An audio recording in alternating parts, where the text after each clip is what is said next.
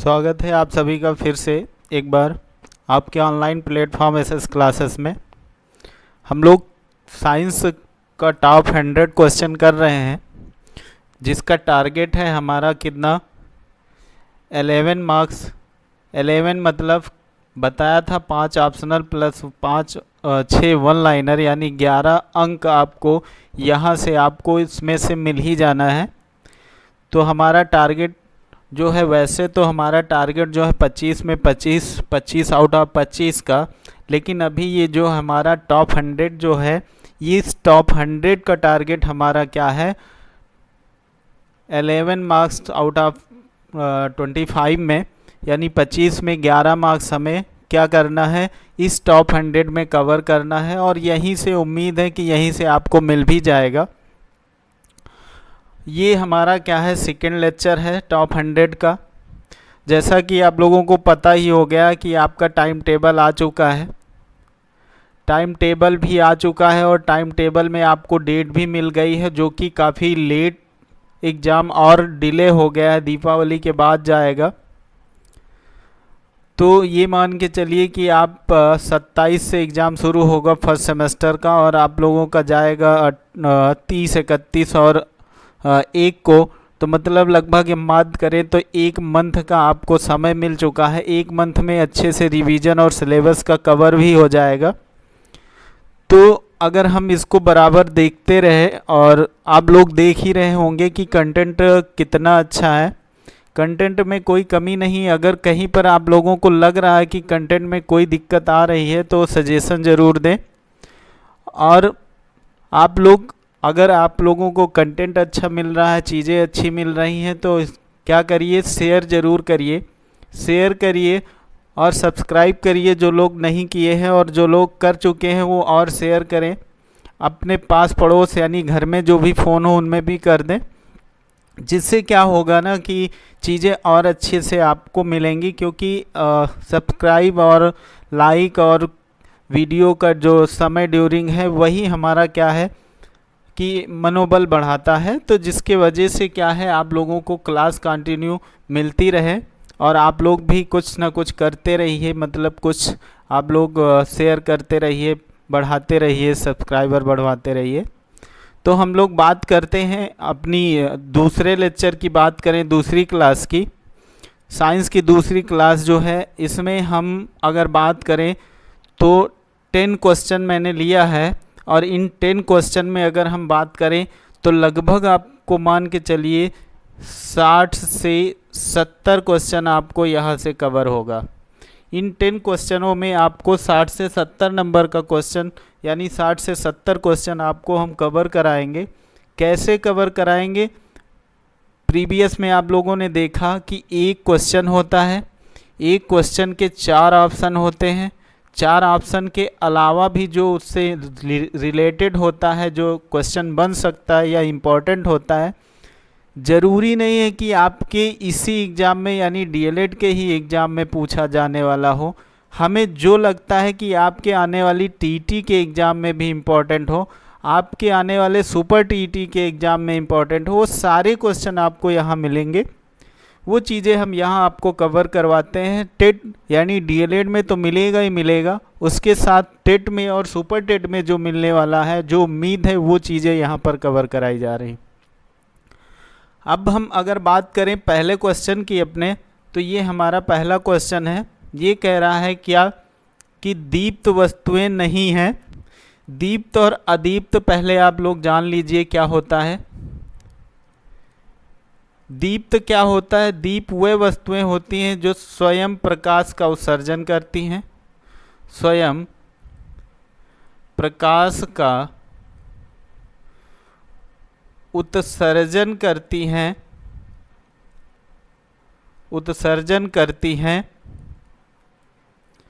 वो क्या कहलाती हैं, दीप्त वस्तुएं कहलाती हैं।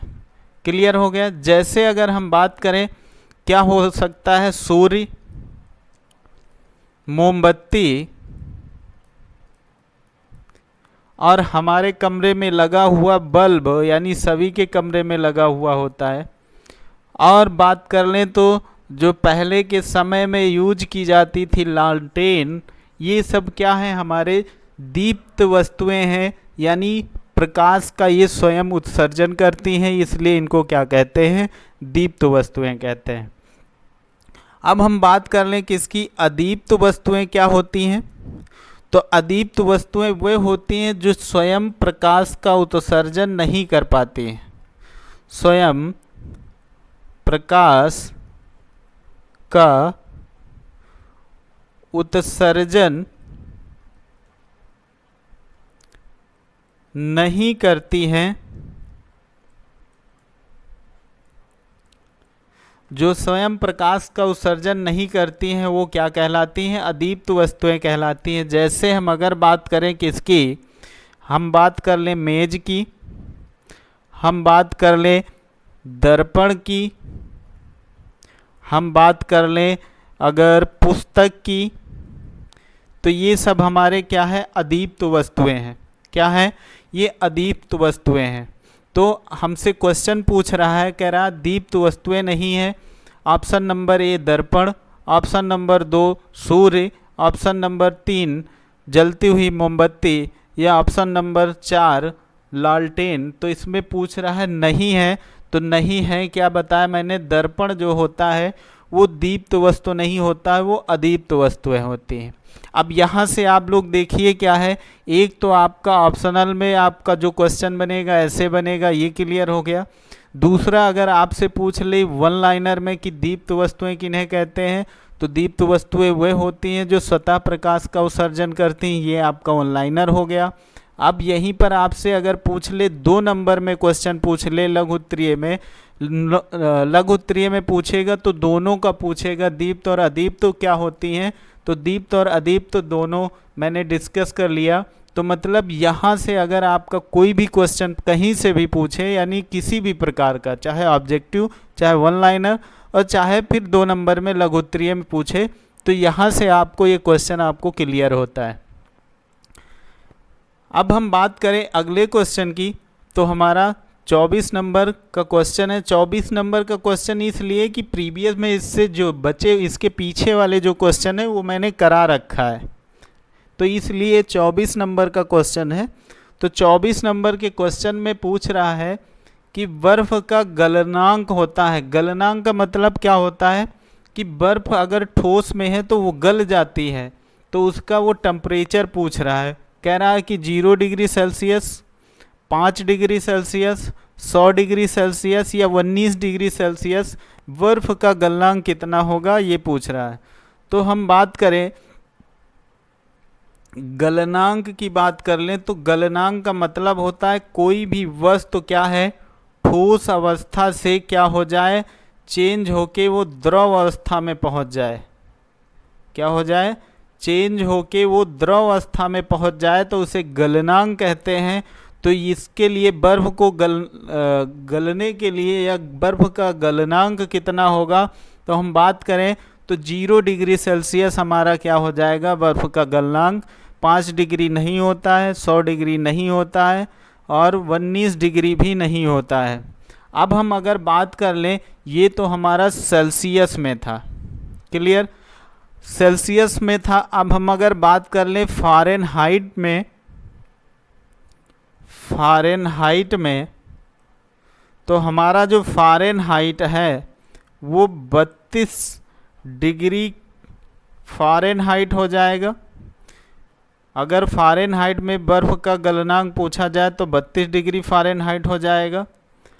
अगर हम बात करें किसमें, केल्विन में, तो केल्विन में अगर हम पूछे तो केल्विन में जो गलनांक होगा 273 273 के हो जाएगा, यानी 273 केल्विन हो जाएगा। तो अगर आपसे बर्फ़ का गलनांक किसी भी में पूछे, चाहे वो फ़ारेनहाइट में पूछे, केल्विन में पूछे, या फिर सेल्सियस में पूछे, तो ये क्या हो जाएगा, आपका क्लियर हो जाएगा। तो ये 24 नंबर का हमारा क्वेश्चन था, जिससे हमें क्या मिले, 3 क्वेश्चन ये प्लस 1 ये, यानी 4 क्वेश्चन। एक क्वेश्चन से 4 क्वेश्चन हमने क्लियर कराया आप लोगों को। अब हम अगर बात करें क्वेश्चन नंबर अगले की, तो अगला क्वेश्चन नंबर जो हमारा होगा 25 25 नंबर का जो क्वेश्चन है ये भी एक इम्पॉर्टेंट क्वेश्चन है। काफ़ी बार ये सारे क्वेश्चन आपके एग्ज़ाम में तो पूछे ही जा रहे हैं, साथ ही साथ आप प्रीवियस ईयर के किसी भी कंपटीशन एग्ज़ाम का पेपर उठाइए, ये सारे क्वेश्चन आपको वहाँ दिखेंगे। और इसीलिए मैं सारे ऑप्शन को आपको डिस्कस करवाता हूँ, क्लियर करवाता हूँ कि कहाँ से क्या क्वेश्चन बनेगा। अभी नहीं, अभी के साथ साथ आने वाले समय में भी जो क्वेश्चन बनेगा वो आपको मिल जाएगा।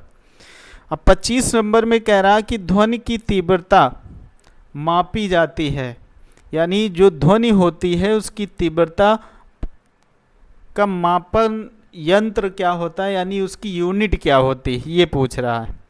उसकी यूनिट क्या होती है, तो हम बात करें ध्वनि की तीव्रता के बारे में, उससे पहले हम अगर बात कर लें ध्वनि के बारे में, तो हमने बताया था ध्वनि क्या होती है, यांत्रिक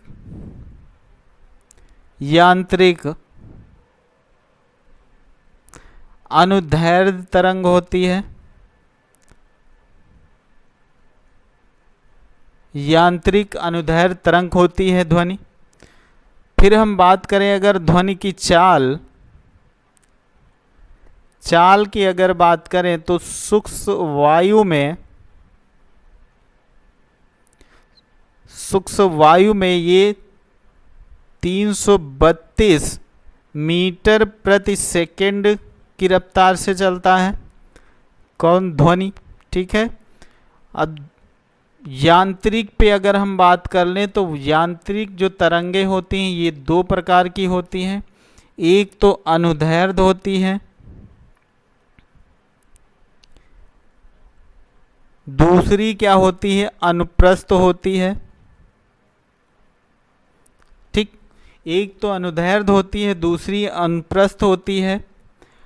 अनुदैर्ध्य तरंग अगर बात करें तो ये समांतर चलती है, ये याद रखिएगा। अनुदैर्ध्य क्या है, समांतर चलती है। और अगर हम बात करें अनुप्रस्थ की तो ये लंबवत चलती है। ये क्या चलती है, लंबवत चलती है। ये दो चीज़ें आप लोग क्लियर रखिएगा।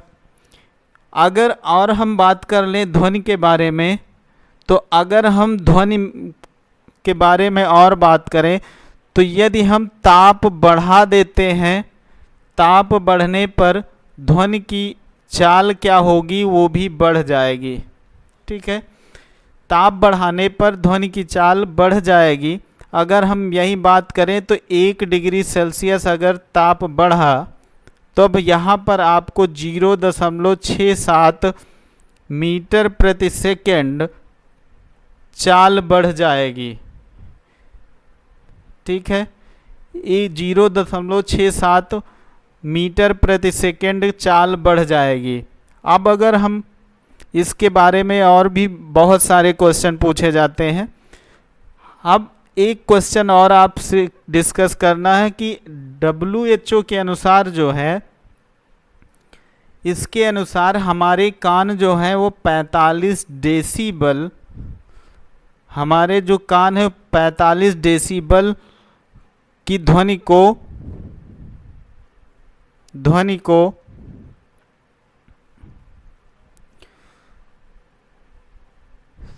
सुन सकते हैं अच्छी तरह से।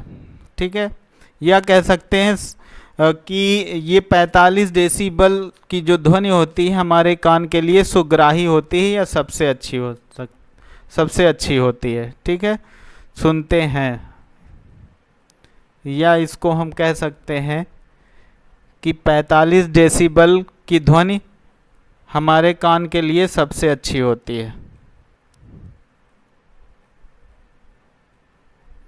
अच्छी होती है।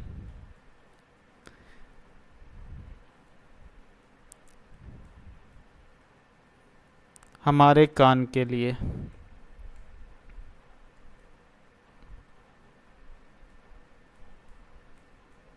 ठीक, ये क्लियर हो गया। ये इतने क्वेश्चन यहाँ से हो गए जो कि आपके एग्ज़ाम में भी बहुत बार पूछे गए हैं और ये अदर एग्ज़ामों में भी काफ़ी बार पूछे जाते हैं। तो ये हो गया आपका जो अन्य क्वेश्चन बन सकते थे आसपास के जो क्वेश्चन के। अब हम बात करें, कह रहा है कि ध्वनि की तीव्रता मापी जाती तो किसमें, ये किलोमीटर में नहीं, पास्कल में नहीं, डेसिबल में मापी जाती है, मीटर में भी नहीं। ठीक है, तो पास्कल में नहीं मापी जाती है, ये क्लियर रखिएगा। किलोमीटर में नहीं मापी जाती है, मीटर में नहीं मापी जाती है, डेसिबल में मापी जाती है। क्लियर। अब हम बात करें, ये हमारे 25 नंबर तक का क्वेश्चन हो गया। अब हम अगर अगला क्वेश्चन बात करें 26 नंबर का, कितना, 26 नंबर का अगर हम बात करें तो ये रहा हमारा 26 नंबर का क्वेश्चन।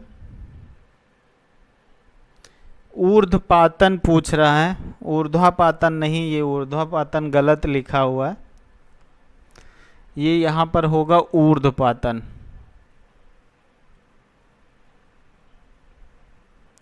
ऊर्ध्वपातन होगा, ऊर्ध्वापातन नहीं, ऊर्ध्वापातन नहीं होता है, वर्तनी शुद्धि के हिसाब से ये गलत लिखा हुआ है।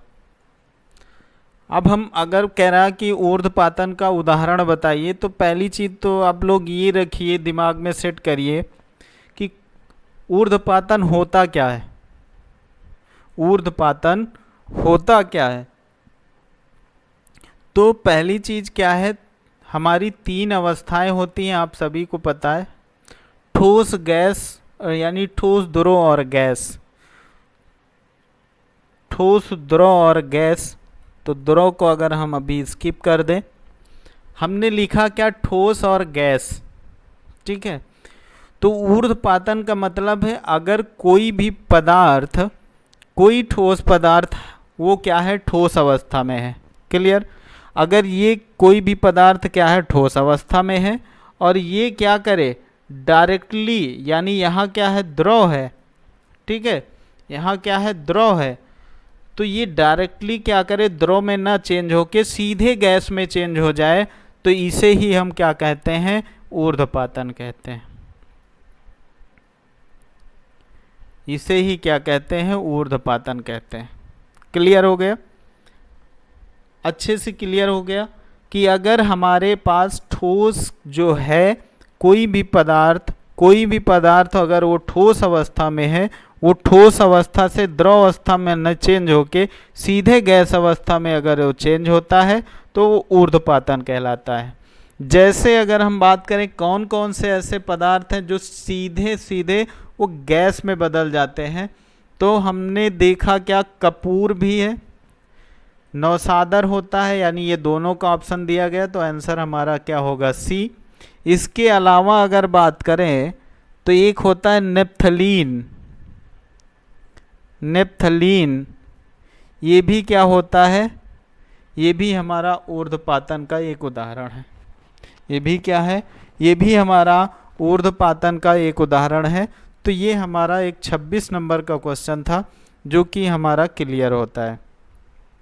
अब हम अगर आगे बात करें तो हमारा जो होगा क्वेश्चन नंबर 26 के बाद 27, तो 27 नंबर का जो क्वेश्चन होगा वो भी एक महत्वपूर्ण क्वेश्चन है, क्योंकि वो आपके बायोलॉजी से रिलेटेड होगा।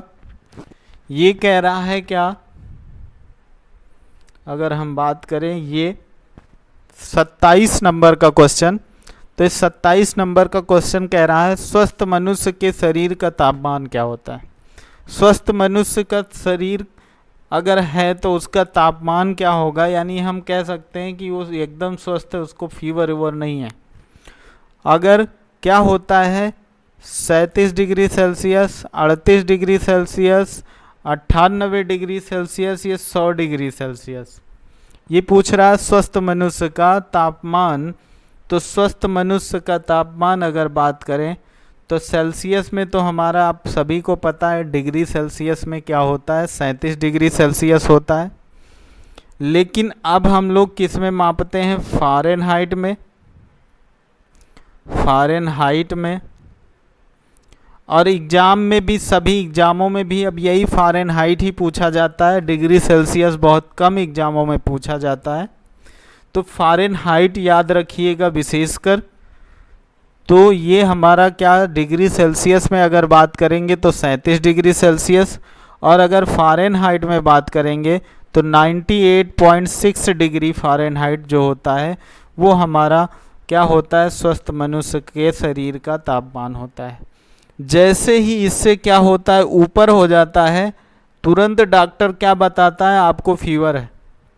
तुरंत आपको ये बताता है कि आपको फीवर है।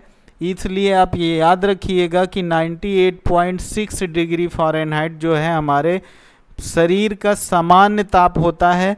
इससे ऊपर अगर हमारे शरीर का ताप होता है तो फीवर होता है। ये क्लियर हो गया आपको 27 नंबर का क्वेश्चन।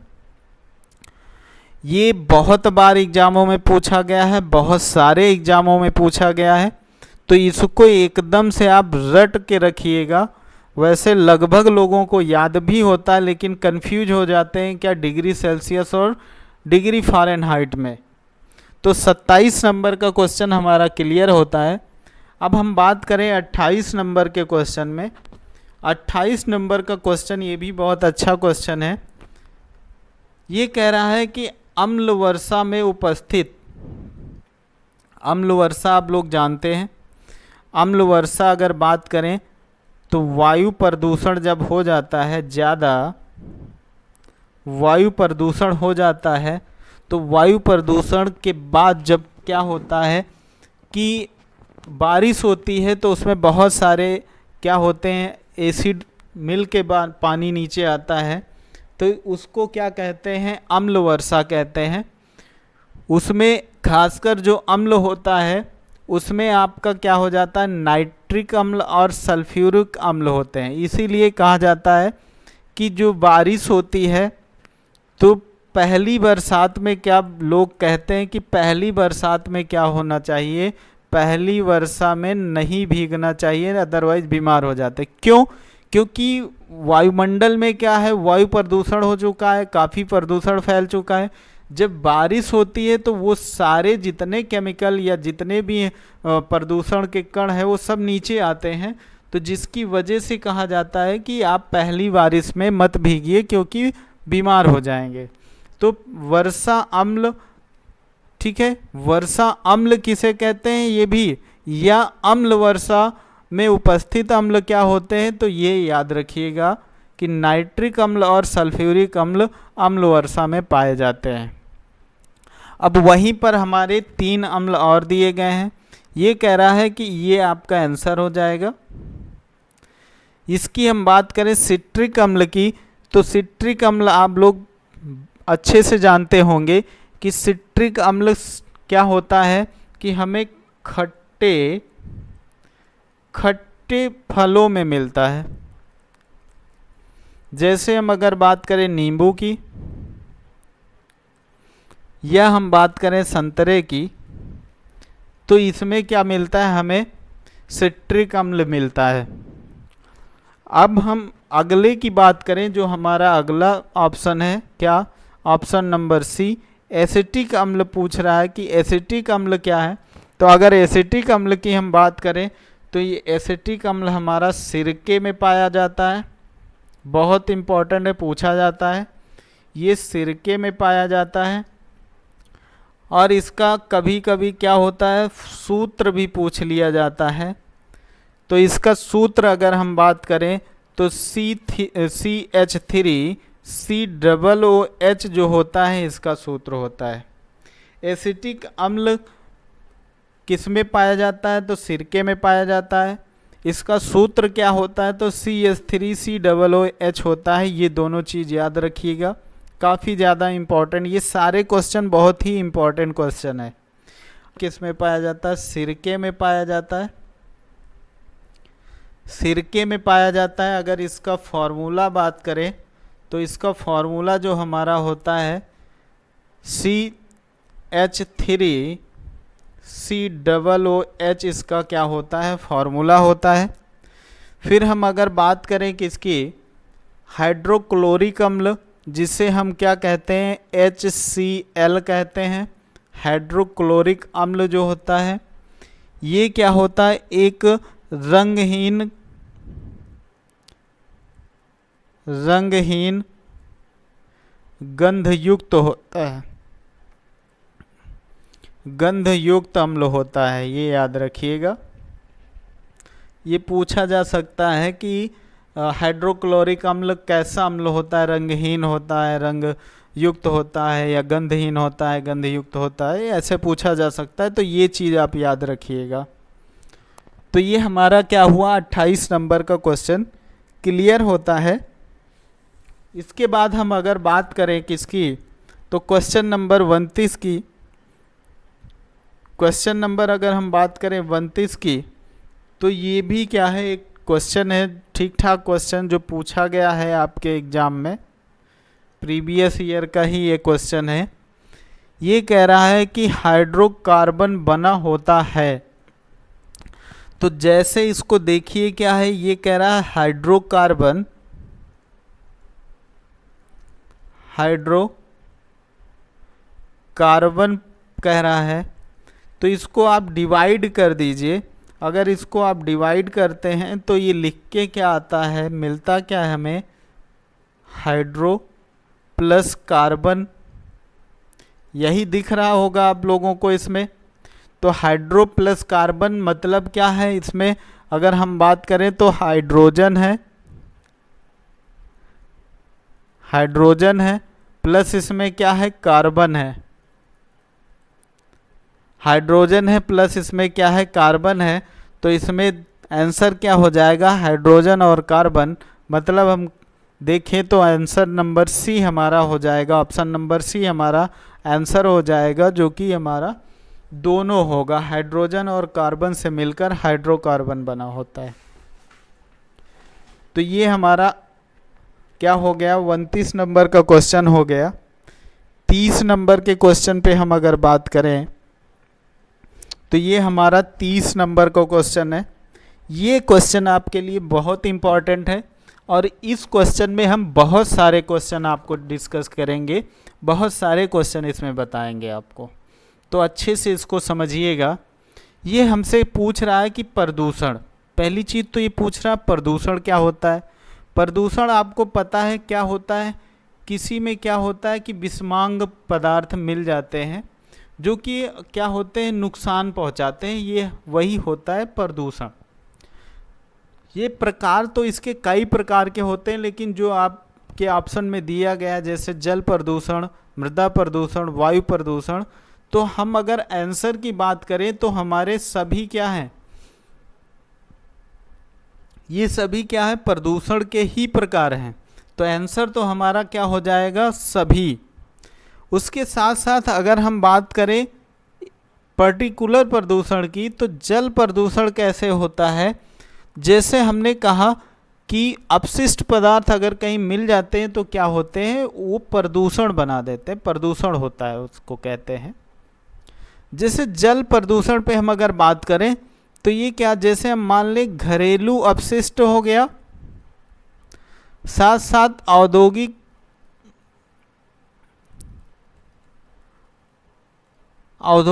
कारखानों से जो अपशिष्ट निकलता है उसको क्या किया जाता है, जल में डाल दिया जाता है, और जल में प्रवाहित करने से ही क्या हो जाता है, ये जल प्रदूषण हो जाता है, जल प्रदूषण हो जाता है। क्लियर हुआ। अब हम अगर बात करें मृदा प्रदूषण की, तो मृदा प्रदूषण कैसे हो जाता है, मृदा प्रदूषण में जैसे रासायनिक अगर हम बात करें किसकी, रासायनिक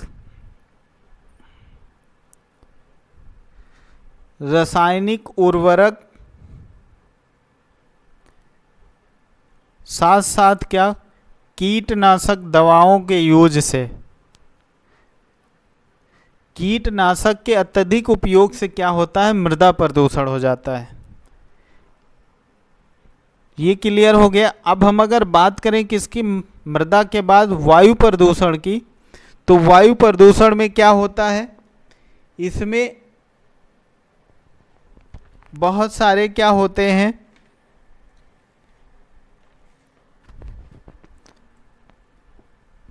अब हम अगले यानी कि अब हम बात करें किसकी, वायु प्रदूषण की, तो वायु प्रदूषण क्या होता है कि जैसे धुआं वगैरह जाता है वायु में तो उससे क्या होता है, वायु प्रदूषण होता है।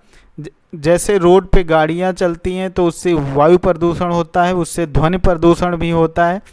तो वायु प्रदूषण, एक क्वेश्चन ये याद रखिएगा कि वायु प्रदूषण के कारण क्या होता है, अम्ल वर्षा होती है,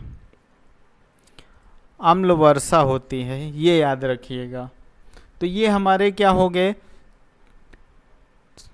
प्रदूषण हो गए, प्रदूषण के प्रकार हो गए। अब प्रदूषण से क्या होता है, प्रदूषण से कुछ आपके रोग हो जाते हैं, उनके बारे में हम अगर बात करें तो हम एक स्लाइड ले लेते हैं, तब हम उस पर बात करते हैं। तो प्रदूषण से होने वाले हमारे रोग जो हैं उनके बारे में अगर हम बात करें तो कुछ रोग जो होते हैं और एग्ज़ाम में काफ़ी बार पूछे भी गए हैं, उन पे हम बात भी कर लेते हैं। तो हम अगर हेडिंग बनाएं, प्रदूषण से होने वाले रोग, प्रदूषण से होने वाले रोग, ये हमारी हेडिंग है। अगर इस पे हम बात करें तो कौन कौन सा प्रदूषण से रोग होता है। एक रोग होता है क्या, मिनी माता, एक रोग होता है मिनी माता रोग। मिनी माता रोग क्या होता है, इस किसके कारण होता है, पारा के अधिकता के कारण, पारे की अधिकता के कारण क्या होता है, मिनी माता रोग हो जाता है। और मिनी माता रोग हो जाता है तो शरीर पर क्या प्रभाव पड़ता है, व्यक्ति क्या करता है, मानसिक संतुलन खो बैठता है, मानसिक असंतुलन हो जाता है। क्लियर हो गया। यही दो क्वेश्चन आपसे पूछा भी जाता है, और भी इससे बनते भी क्वेश्चन है, इससे बहुत इम्पॉर्टेंट है, लेकिन जो इम्पोर्टेंट आपके लिए ही ये बताया मैंने। अब हम अगर बात करें दूसरा जो प्रदूषण से रोग होता है, इटाई रोग। इटाई अगर बात करें तो इटाई रोग क्या, कैसे होता है, किसके कारण, तो हम बात कर लें कैडमियम की। हम किसकी बात करें, कैडमियम की। तो कैडमियम की अधिकता के कारण होता है।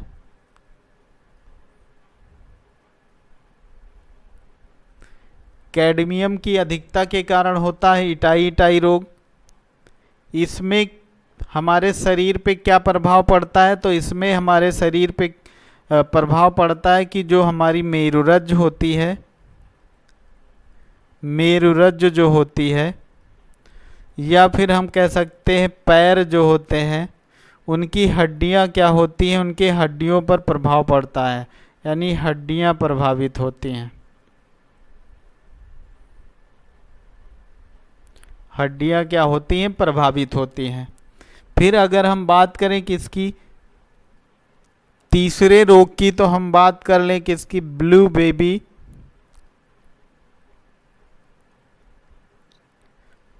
ब्लू बेबी सिंड्रोम की। तो ब्लू बेबी सिंड्रोम जो रोग होता है ये कैसे होता है, ये नाइट्रेट की अधिकता के कारण हो जाता है, नाइट्रेट की अधिकता के कारण।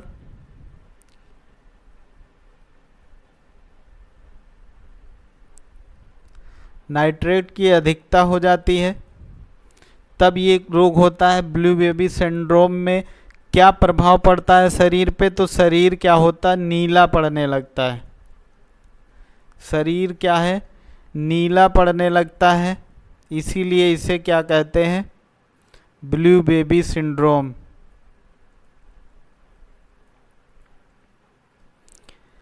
ठीक, ये तीन रोग हो गए। एक और हम अगर बात कर लें तो एक होता है ब्लैक फुट,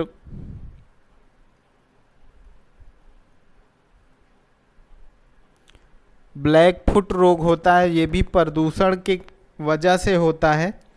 ये होता है आर्सेनिक की अधिकता के कारण। ये होता है किससे? आर्सेनिक की अधिकता के कारण होता है।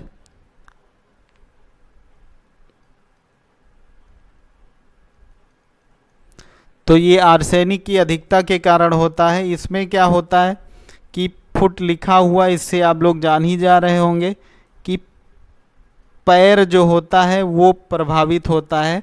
कह सकते हैं पैर की कोशिकाएं प्रभावित होती हैं। तो ये हमारे क्या थे? क्वेश्चन थे जो कि हम लोगों ने बात किया किससे? 23 से लेकर 30 तक। 23 से लेकर 30 तक हम लोगों ने बात किया। लगभग 8 क्वेश्चन थे, मान के चलिए 8 क्वेश्चन आपके लिए। भले ही मान लीजिए 8 क्वेश्चन थे, लेकिन 8 क्वेश्चन से हम लोगों ने क्या किया है? लगभग और लगभग अगर बात करें तो 50 क्वेश्चन तो हम लोगों ने डिस्कस कर लिया होगा। तो 50 क्वेश्चन ये आपके हो गए लगभग, हम अगर मान के चलें। और ये सारे क्वेश्चन आपके लिए इम्पॉर्टेंट क्वेश्चन है। इनको अच्छे से आप लोग कवर अप करते रहिएगा। आप लोग अगर इसका जो जितना भी हम क्या करते हैं, इस पे ड्रॉ करते हैं यानी लिखते हैं, इसका पीडीएफ अगर आप लोगों को चाहिए तो हमने बताया था इस पीडीएफ के लिए आप लोग एक टेलीग्राम चैनल को ज्वाइन कर लीजिए। ठीक है, टेलीग्राम चैनल को आप लोग ज्वाइन कर लीजिए। डीएलएड के लिए बनाया गया है, यूपी डीएलएड।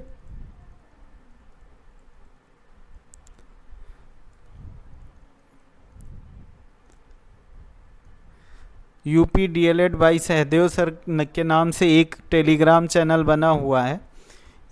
उसमें ये सारी पीडीएफ डाल दी जाएगी और इसके साथ साथ जो भी इम्पोर्टेंट आपके लिए खबर होगी उसका पीडीएफ या उससे रिलेटेड जो भी सूचनाएं होंगी वो आपको यहीं पर मिल जाएंगी। डेली बेसिक जो आपकी क्या होती है क्लास भी आपको वहीं डाल दी जाती, क्लास भी वहीं मिल जाएगी आपको। क्योंकि ज़रूरी नहीं है कि अभी आपको नोटिफिकेशन मिल पा रहा हो, क्योंकि अभी हम उस स्तर तक नहीं पहुंच पाए हैं जो कि मतलब जैसे ही क्लास डालें और आप लोगों को नोटिफिकेशन मिल जाए। तो उसके लिए लेट लपेट अभी नोटिफिकेशन आता तो होगा, लेकिन लेट लपेट आता होगा, क्योंकि हमको अपने उसमें दिखता है कि कितने लोगों को नोटिफिकेशन गया। तो ये मान के चलिए कि इसको आप ज्वाइन करते हैं तो आपका नुकसान नहीं होगा। आपके आने वाले जितने भी आपके एग्ज़ाम होंगे, मतलब वो चाहे डीएलएड हो, ठीक है, या फिर आपका टेट हो, या फिर आपका सुपर टेट हो, या अदर कोई भी एग्ज़ाम की इन्फॉर्मेशन आपको वहाँ पर दी जाएगी। और ये चीज़ें जो आपको यहाँ पर बताई जा रही हैं इसको वहाँ पर शेयर कर दिया जाएगा। तो आज की क्लास यहीं तक होती है। अगली क्लास हम लोग नेक्स्ट शेड्यूल में लाएंगे, क्योंकि अभी एग्ज़ाम की डेट आप लोगों को 1 माह के लिए मिल गई है, 1 माह समय मिल गया है। तो हमारा जो अभी का शेड्यूल है, जो मैंने बात की है शेड्यूल की, जो मैंने डिस्कस की है, तो 1 डे यानी एक दिन क्या करेंगे डीएलएड प्रथम सेमेस्टर, और एक दिन क्या करेंगे डीएलएड का 3rd सेमेस्टर की क्लास होगी, जो कि आपको मैंने बताया इस ग्रुप पे आपको मैं भेज देता हूँ क्लास अपलोड जैसे